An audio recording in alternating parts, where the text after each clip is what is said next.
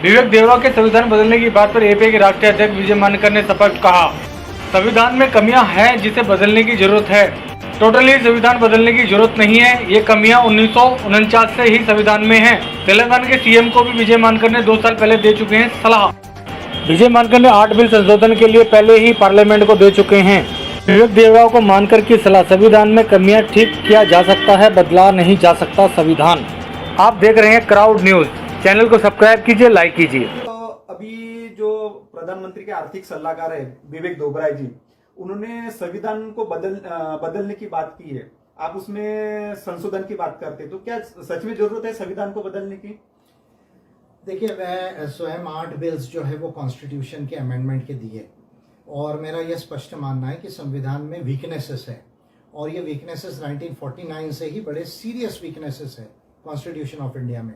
लेकिन इसके बावजूद मैं ये कहूँगा कि संविधान को टोटली बदलने की ज़रूरत नहीं है, उसको पॉजिटिवली अमेंड करने की ज़रूरत है। और पॉजिटिवली अमेंडमेंट जो है वो संविधान में लाकर जो है बहुत सारा चीज़ों को ठीक किया जा सकता है, उसको बदलने की ज़रूरत नहीं। मेरा कैटेगरिकल व्यू है। जब तेलंगाना के चीफ मिनिस्टर CR राव ने, चंद्रशेखर राव ने भी 2 साल पहले इस तरह की बात की थी, तब भी मैंने कहा था, CR राव जी को मैंने तेलंगाना में जाकर जो है वो एक ओपन जो है वो डिस्कशन के लिए भी मैंने इनवाइट किया था कि भाई आपके जो पॉइंट्स है वो राइटिंग में जो है वो प्रोक्लेम कीजिए और मुझे देखने दीजिए। अगर अमेंडमेंट से ठीक की जा सकती है वो चीज़ें, तो हमको संविधान बदलने की बात नहीं करनी चाहिए। वही बात मैं विवेक देवरा को भी कह रहा हूँ, जो इकोनॉमिक एडवाइजरी काउंसिल के चीफ है प्राइम मिनिस्टर के, कि आप जो है ऐसे स्टेटमेंट देने के बजाय आप लिस्ट को जो है वो प्रोक्लेम कीजिए कि आपको संविधान में क्या क्या चीज़ें कमी नजर आती है, और उसको हम प्रोग्रेसिव अमेंडमेंट से जो है वो इम्प्रूव कर सकते हैं।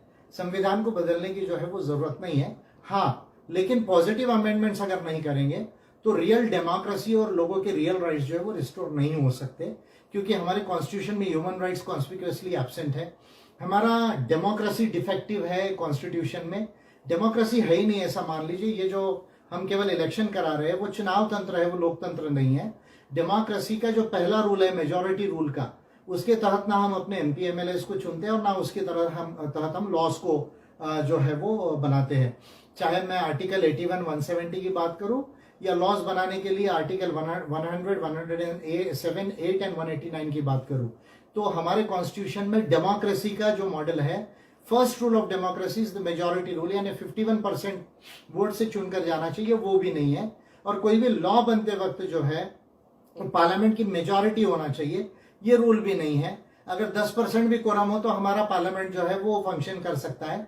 10% का मतलब लोकसभा में लगभग 55 MPs, और उसके मेजोरिटी अगर उसको पास कर दे तो वो लॉ बन जाता है। तो ये डिफेक्टिव डेमोक्रेसी का मॉडल है, डिफेक्टिव रूल ऑफ लॉ बनाने का जो मॉडल है।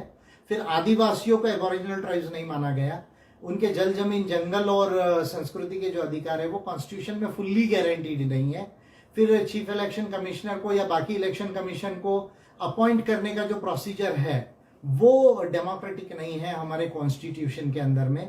हमारे देश के अंदर में बजट को लेकर बजट बनना चाहिए ये तो है, लेकिन मेजर क्या सिद्धांत होने चाहिए ये प्रोविजंस उसके अंदर नहीं है।